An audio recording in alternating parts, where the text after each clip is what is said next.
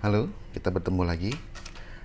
Eh, Sebenarnya ini adalah rekaman yang kedua.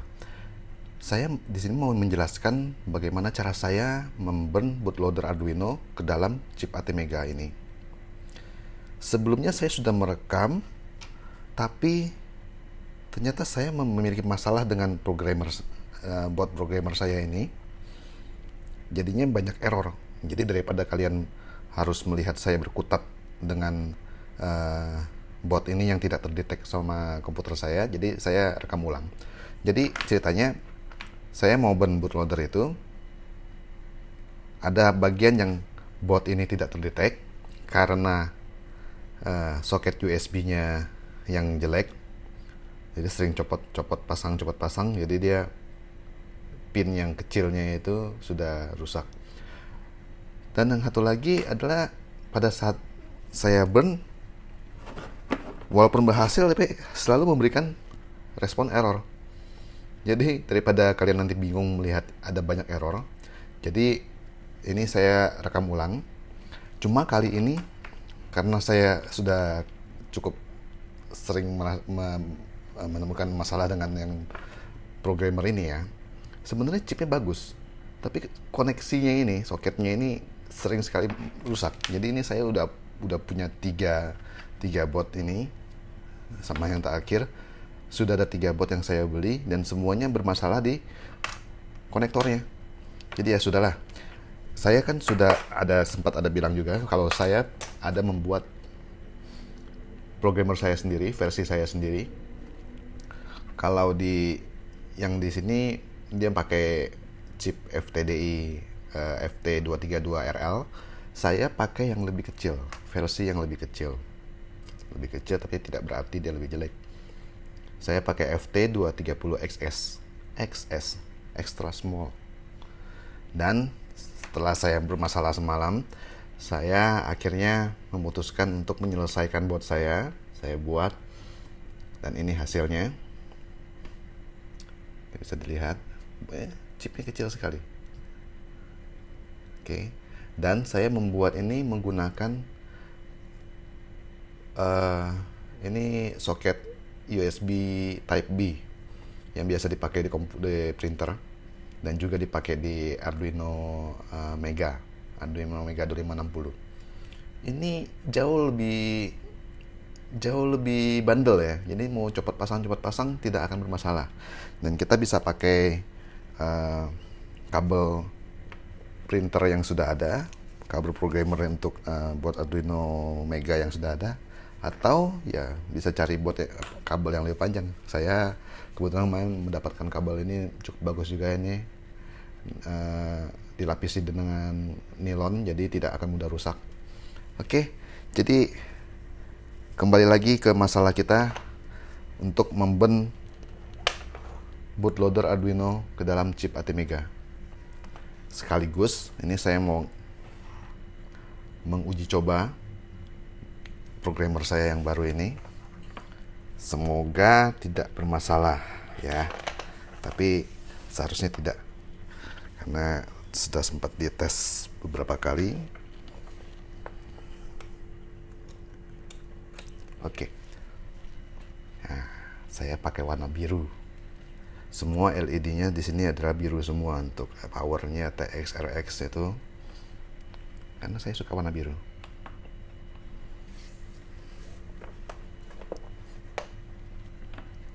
Oke. Nah, untuk memburn saya menggunakan 2 bot custom saya ini.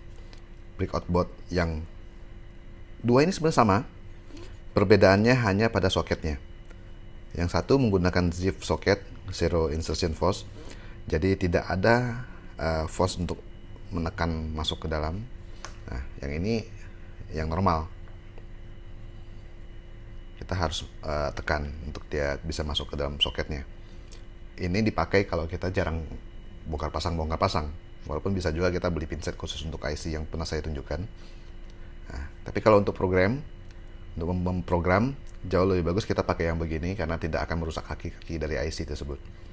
Ini kebetulan saya waktu itu saya ketemu ada yang sedang cuci gudang mau jual semua ATmega 328 PPU nya dia. Jadi saya borong aja semua, ada 3 atau 4 rel gitu, saya sudah pakai sebagian. Ini sudah saya keluarkan.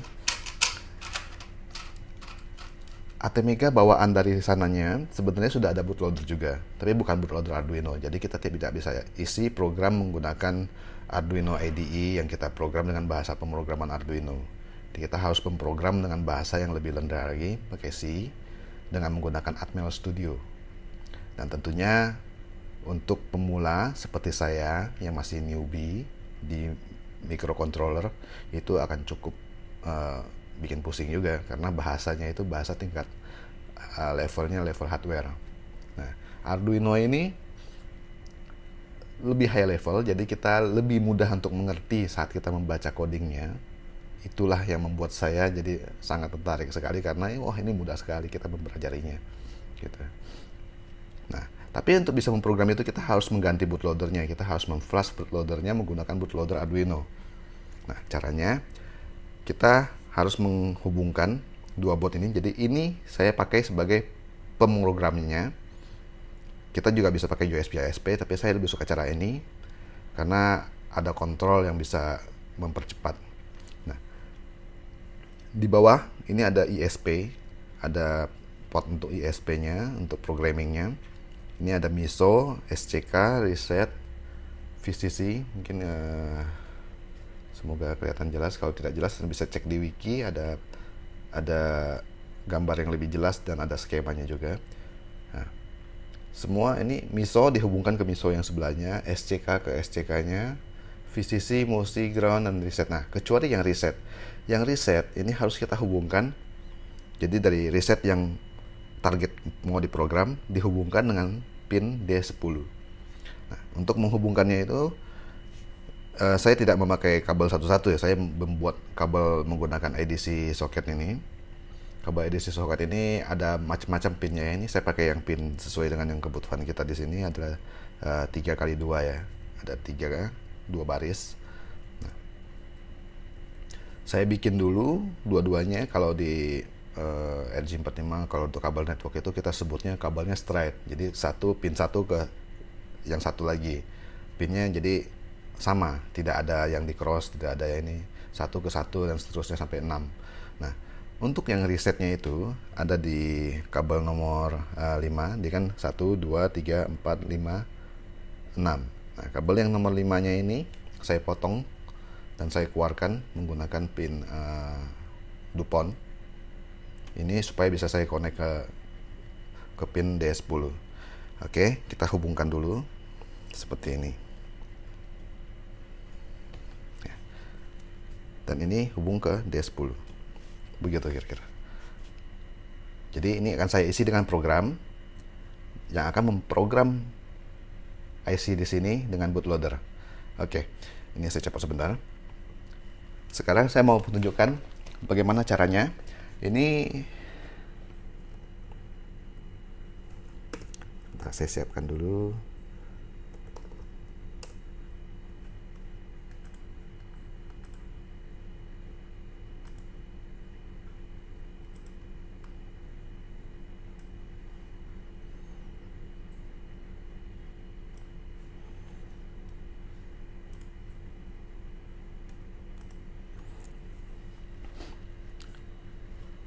Oke, untuk memprogramnya, saya menemukan website ini, namanya www.gamen.com.au/bootloader. Nanti alamatnya juga saya akan berikan di description. Anda bisa kunjungi ke sana. Dia yang membuat program untuk mengisi bootloader ke ATmega. Ini luar biasa sekali. Nah, di sini ada link ke GitHub-nya. Kita bisa langsung ke sana, atau kalau Anda mau baca dulu dia penjelasannya segala itu di sana, silakan. Kita harus menghargai orang yang sudah membuat program ini. Jadi saya harus memberikan link kembali ke pembuatnya. Nah, di sini kita bisa langsung clone. Yang kita butuhkan sebenarnya yang ini aja, ATmega Bot Programmer. Oke, kita bisa clone, download semua. Saya sudah download. Sebentar, saya simpan di sketch. Nah, ini dia. ATmega buat programmer.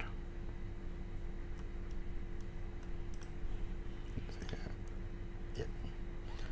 Oke. Kita buka. Nah, ini dia.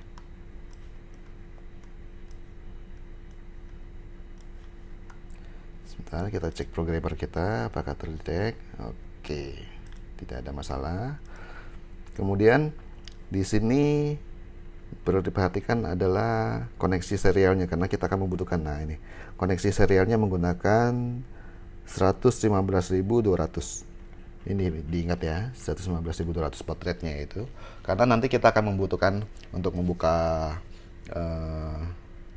monitornya itu, serial monitor, untuk kita berkomunikasi dengan programnya dia untuk membuat bootloader di dalam sini. Oke. Ini langsung saya colok saja. Oh ya, ini di programmer saya ini saya ada 2 slide switch. Ini bisa pilih yang bagian atas. Sebentar, saya lihat gimana caranya. Nanti saya akan bikinkan wikinya, Anda bisa cek sendiri di sana ya. Bikin wiki untuk dengan skematik dan gambar yang lebih jelas. Ini bisa, yang bagian atas ini bisa pilih 5 volt atau 3.3 seperti yang ini juga, cuman dia pakai jumper, saya tidak mau pakai jumper.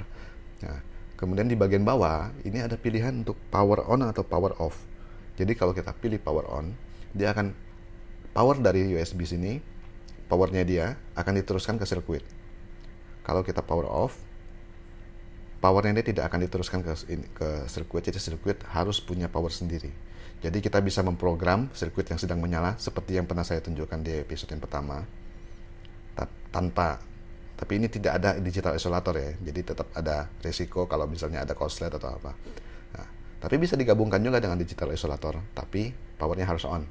Oke. Nah, di sini powernya saya on, kemudian juga saya pakai 5 volt. Ya, Arduino ini kita range-nya itu dari 1,8 volt sampai 5 volt sekian. Jadi 5 volt itu cukup umum. Kecuali kita main di ESP8266, itu dia powernya di 3,3. Oke, kita sudah hubungkan. Kemudian saya akan upload programnya. Kita lihat ininya.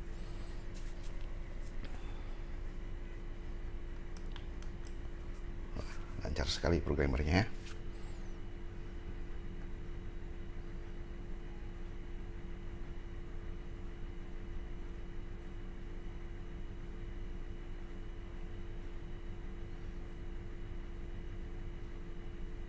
Oke, dan nah setelah kita mengupload, kita tidak lagi membutuhkan program yang di Arduino Sketch ini. Sebenarnya kita butuh adalah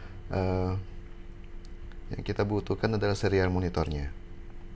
Oke, kita perlu memastikan baud rate-nya ini adalah sesuai dengan yang tadi sudah kita lihat, itu adalah 115.200. Oke. Nah, attempting to enter ICSP programming mode. Oke. Nah, sekarang kita hubungkan.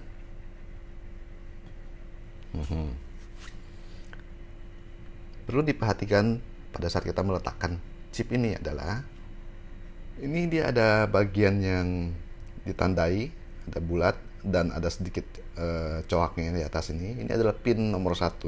Pin nomor 1 di programmer saya ini adalah, di board saya ini adalah paling atas, di sebelah atas. Jadi ini jangan terbalik. Oke, kita masukkan di sini, kemudian slot. Ini nggak masuk.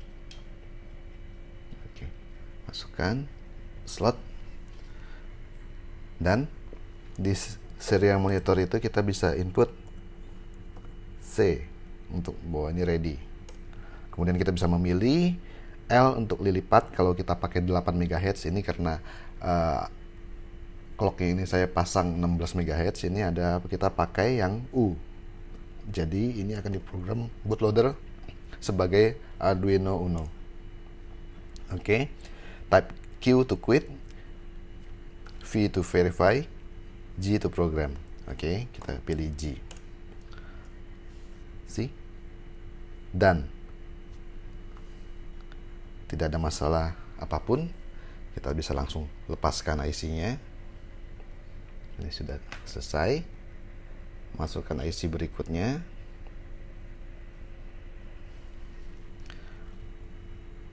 Kasih lagi C.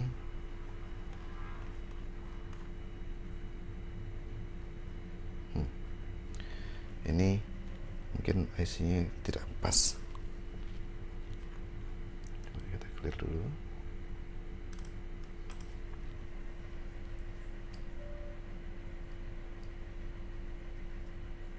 Oke.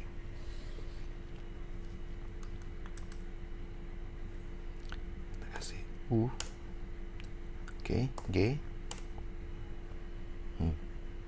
Oke. Selesai. Kita lanjutkan IC yang berikutnya. Ya, saya suka cara ini karena ini sangat cepat. Saya bisa memprogram banyak sekali IC dalam waktu singkat. Oke, selesai.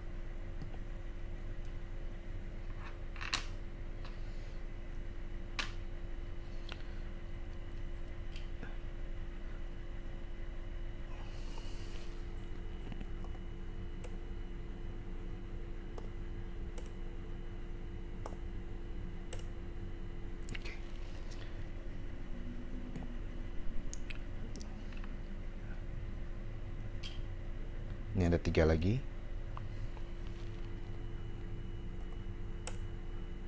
C.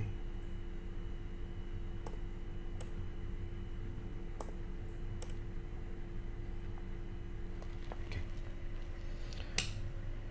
Nanti kalau sudah selesai semua, akan satu chip kita tes untuk kita isi dengan program dari sampel Arduino Sketch untuk memastikan bahwa bootloadernya tidak ada masalah.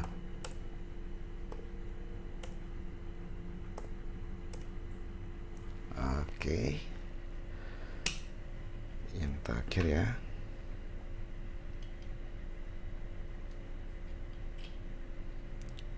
Ini nyangkut di sarung tangan. Mungkin sebagian akan bertanya, ada yang bertanya, ini kenapa sih kok pakai sarung tangan? Ada beberapa alasan sebenarnya. Yang pertama, ini adalah sarung tangan anti statis. Saya dalam perjalanan saya mempelajari elektronik dan mengerjakan beberapa rangkaian, terutama rangkaian yang soft latch, itu saya sudah merusak beberapa MOSFET 2N7000 gara-gara terpegang. Mungkin saya sering ada listrik gitu kalau misalnya kita pakai baju yang sintetis, itu gesek-gesek itu ada listriknya. Saya tahu ternyata listrik ini bisa sampai ribuan, puluhan ribu volt DC. Begitu discharge, strike, itu bisa merusak komponen. Makanya saya pakai sarung tangan. Alasan yang lain adalah tangan saya tidak bagus. Ya, jadi tidak perlu kalian melihat tangan saya yang tidak bagus. Jadi saya kasih sarung tangan aja. Oke, ini semua chipnya sudah terprogram. Sekarang kita tes apakah benar chip ini terprogram dengan baik. Oke, kita langsung hubungkan saja ke sini. Oke, ini sebenarnya sama persis. Dua ini sama persis, sampai beda di shift aja di soketnya. Nah, oke, ini kita tidak perlu lagi. Yang satu ini kita kasih yang blink. Ini kita akan menyalakan lampu yang terhubung dengan pin D13-nya. Oke. Nah, ini sudah berisi bootloader Arduino dan program sampel blink yang nyelamati lampu built-in-nya ini, LED built-in disebutnya. Oke, jadi tidak ada masalah. Sudah selesai untuk memprogram semuanya. Ini bisa saya copot lagi. Saya masukkan ke daftar komponen, ke lemari komponen saya yang siap dipakai.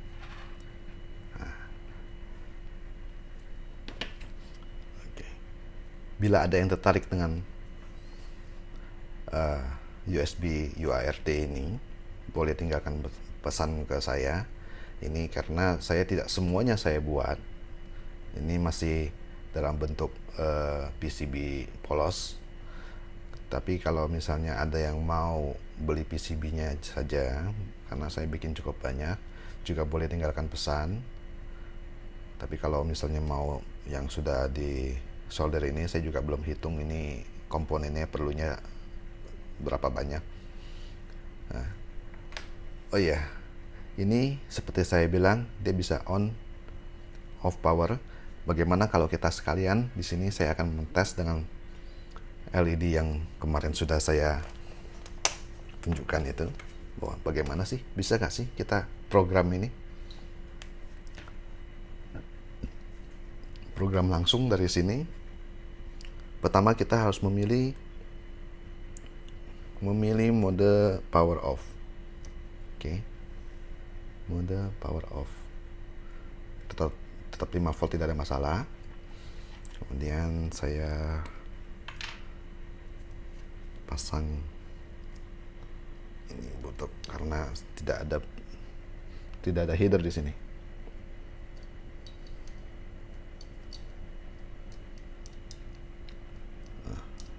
Oke. Kita akan buka programnya yang kemarin kita buat. Ini kita coba saja untuk upload. Tidak ada perubahan apa-apa di sini.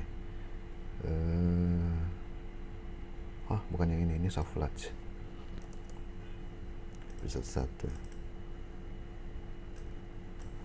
1. Oke, ini.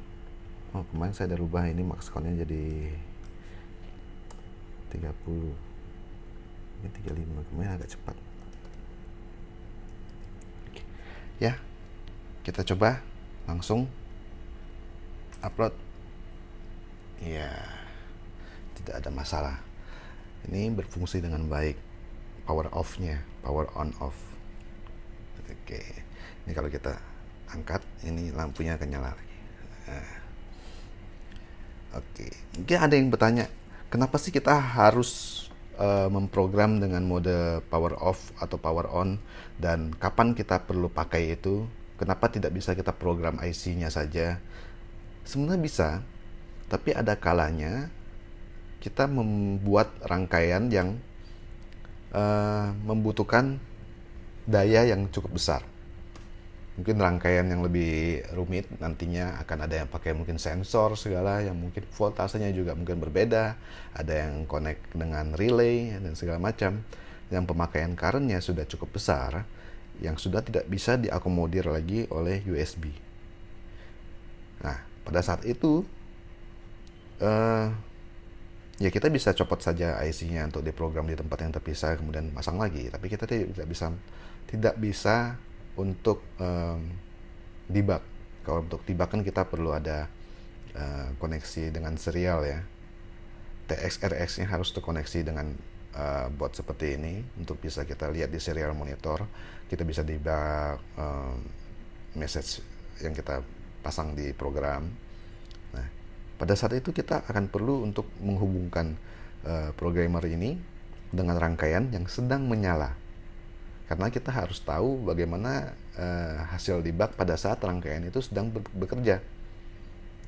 Tapi kita tidak bisa memakai power dari sini karena rangkaian itu membutuhkan arus yang besar, mungkin di atas 2 ampere. Kadang-kadang di bawah 2 ampere pun sudah agak berat untuk USB-nya. Karena USB itu kalau kita tarik arus terlalu besar juga bisa rusak. Dan kemudian apalagi kalau misalnya kita memakai mungkin 3.3. Sebagai informasi, di board yang umum dijual ini tidak ada regulator untuk 3.3. Jadi kalau Anda memilih mode voltasenya itu 3.3, itu akan diambil langsung dari regulator internal yang ada di dalam chip FTDI ini. Dan regulator itu tidak besar. Dia hanya kalau tidak salah saya baca di datasheetnya itu hanya 50 miliampere, antara 30 sampai 50 miliampere saja. Dan itu juga harus diingat, itu dikurangi dengan arus yang dipakai oleh chip ini sendiri, atau dengan misalnya ada lampu, ada apa gitu kan. Nah, itu juga sudah terpakai. Jadi arus yang bisa dipakai itu sudah berkurang. Dan kalau kita paksa, itu akan merusak chip ini. Mungkin akan ada, saya nggak tahu apa ada resiko yang lainnya selain chip ini akan mungkin terbakar.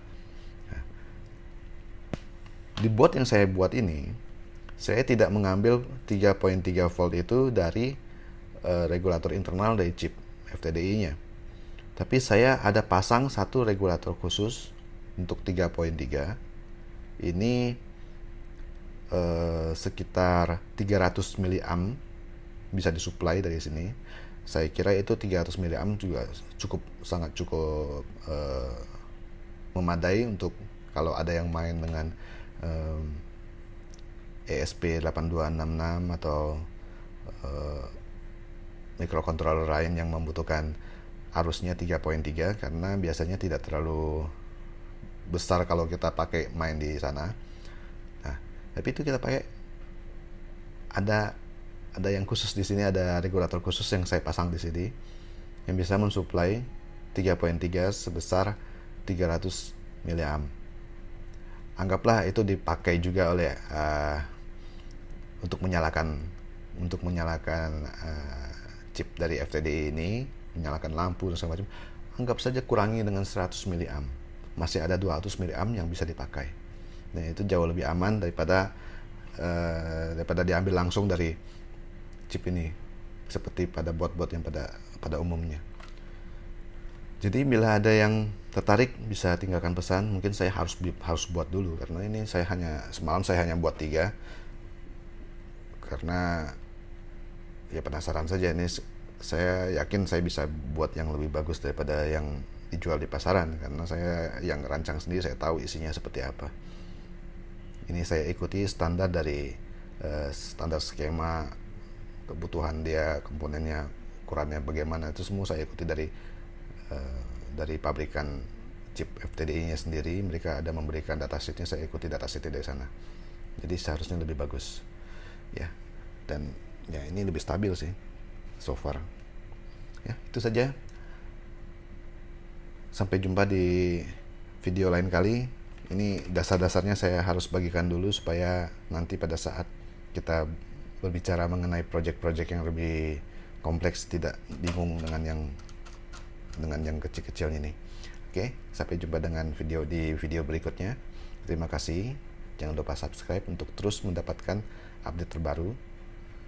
Sampai jumpa.